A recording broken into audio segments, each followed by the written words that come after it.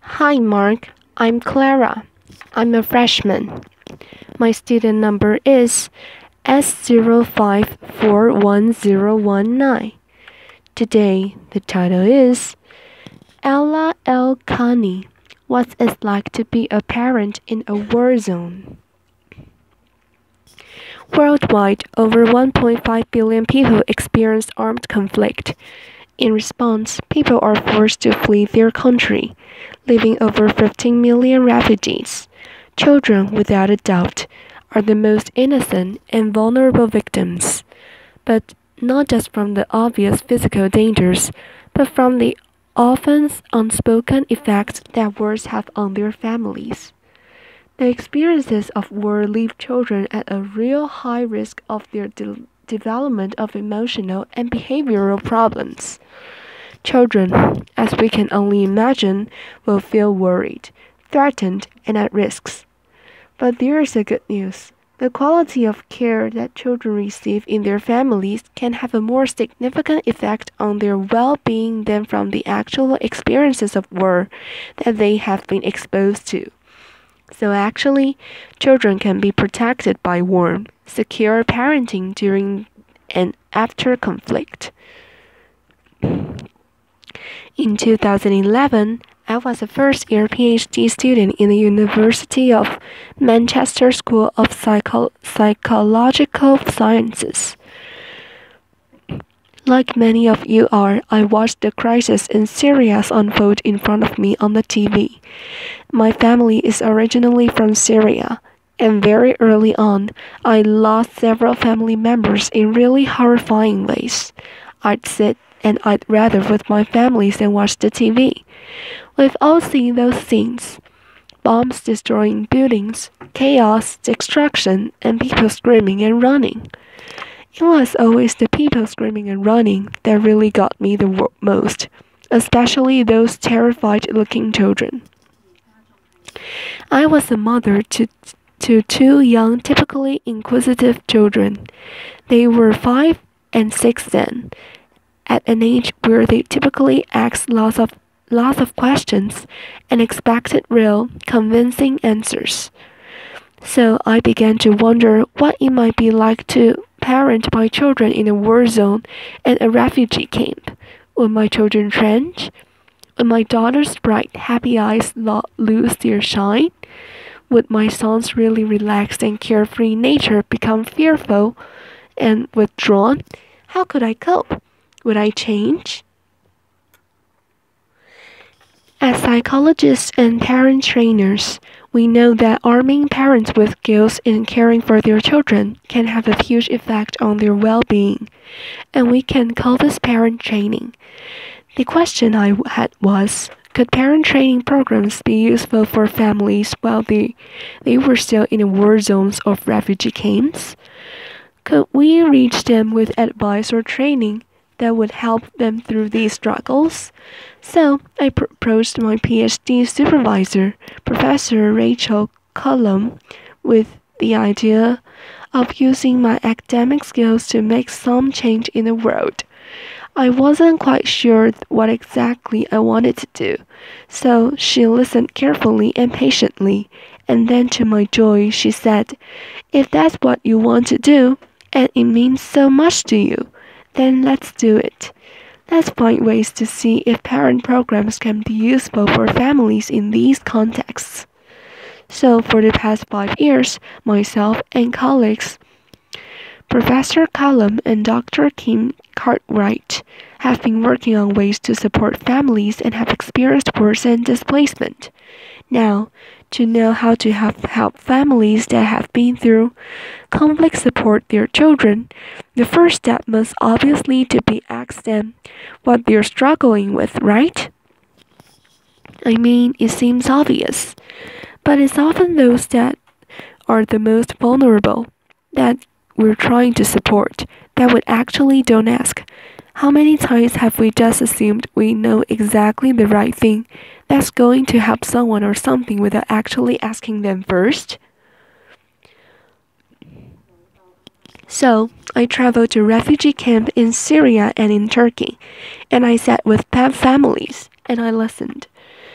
I listened to their parenting challenges. I listened to their parenting struggles and I listened to their call for help.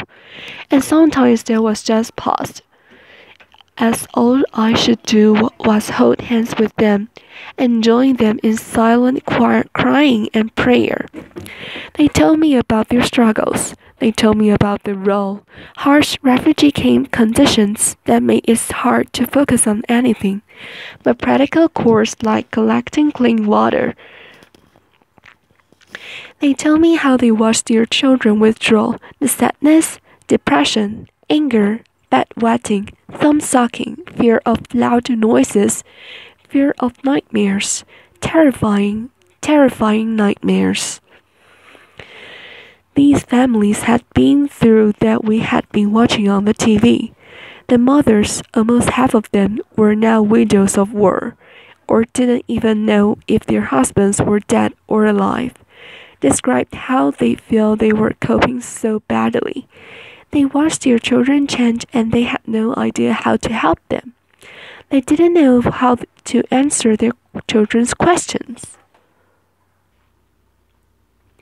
What I found incredibly astonishing and so motivational was that these families were so motivated to support their children.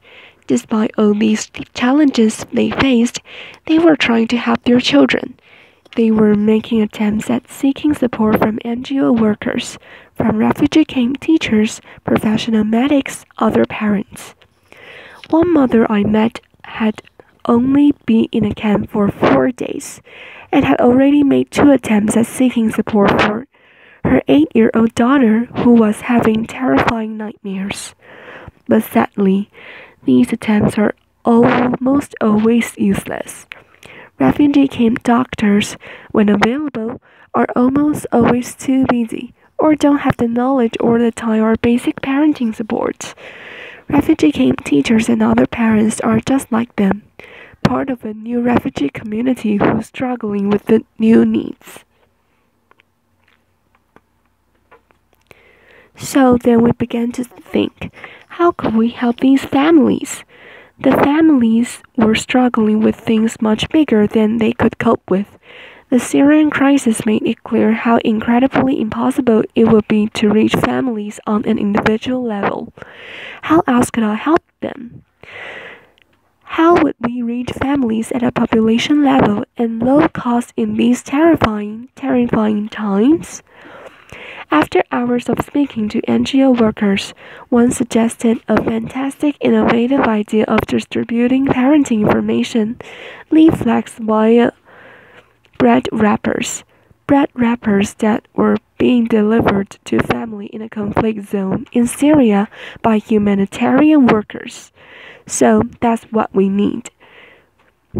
That's what we did. The bread wrappers haven't changed at all in their appearance, except for the addition of 2 pieces of paper. One was parenting information leaflet that had basic advice and information that normalized to the parent what they might be experiencing and what their children might be experiencing, and information on how they could support themselves and their children, such as information like spending time talking to your child, showing them more affection, being more patient with your child, talking to your children.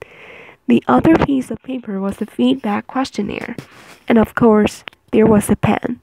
So is this simply leaflet distribution, or is this actually a possible means of delivering psychological first aid that provides warm, secure, loving parenting? We managed to distribute 3,000 of these in just 1 week.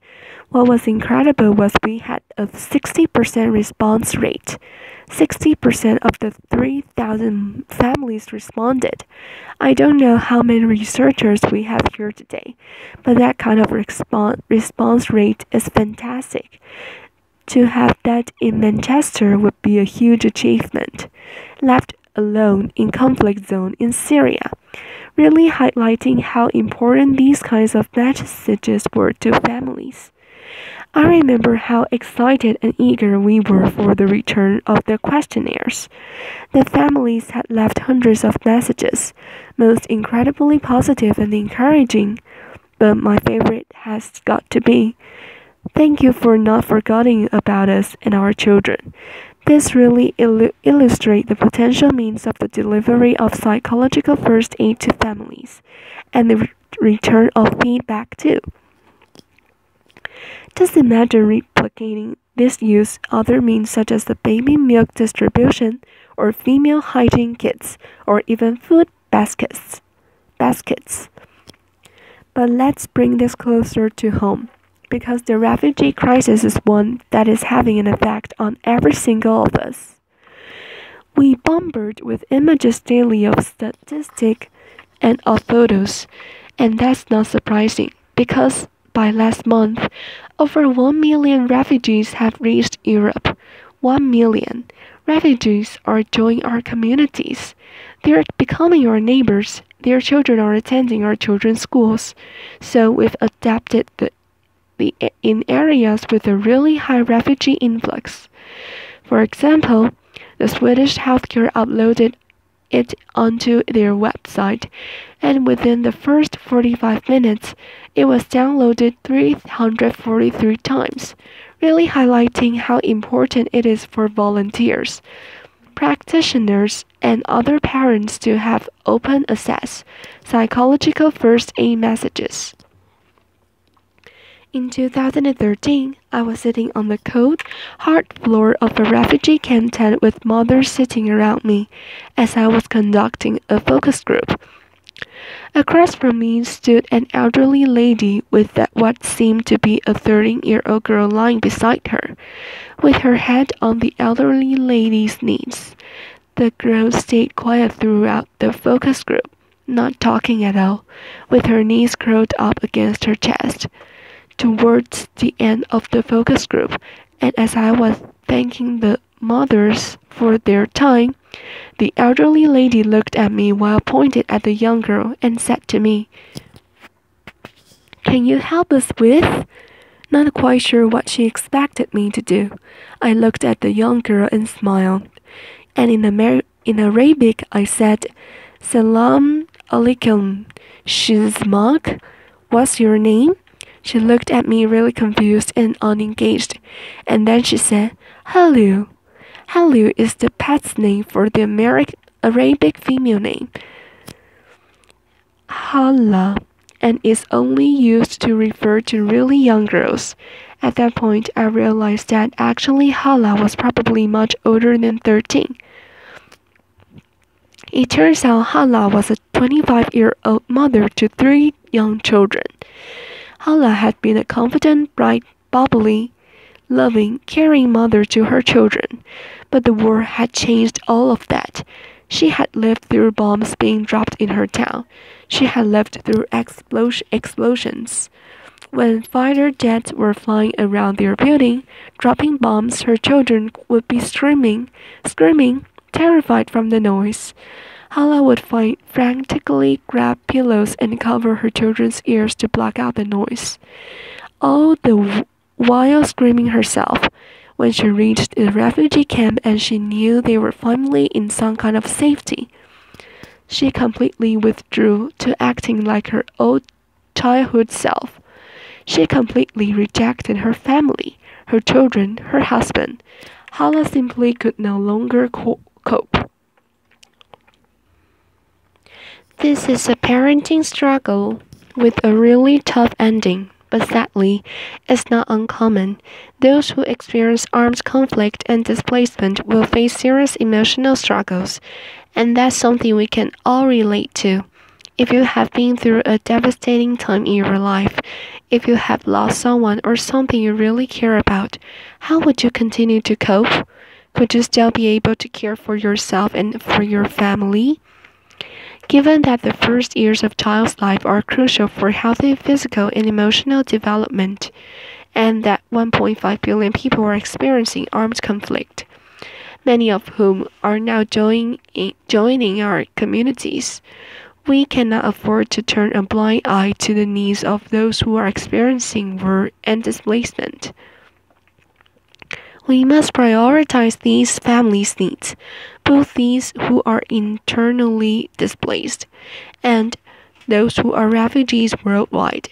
These needs must be prioritized by NGO workers, policymakers, the WHO and UNHCR, and every single of us in whatever capacity it is that we function in our society. When we begin to recognize the individual phases of the conflict, when we begin to notice those intricate emotions on their faces, we begin to see them as humans too. We begin to see the needs of these families, and these are the real human needs. When these families' needs are prioritized, interventions for children in humanitarian settings will prioritize and recognize the primary role of the family in supporting children. Finally, mental health will be shouting loud and clear in global, international agenda, and children will be less likely to enter social service systems in resettlement countries because their families would have had support earlier on.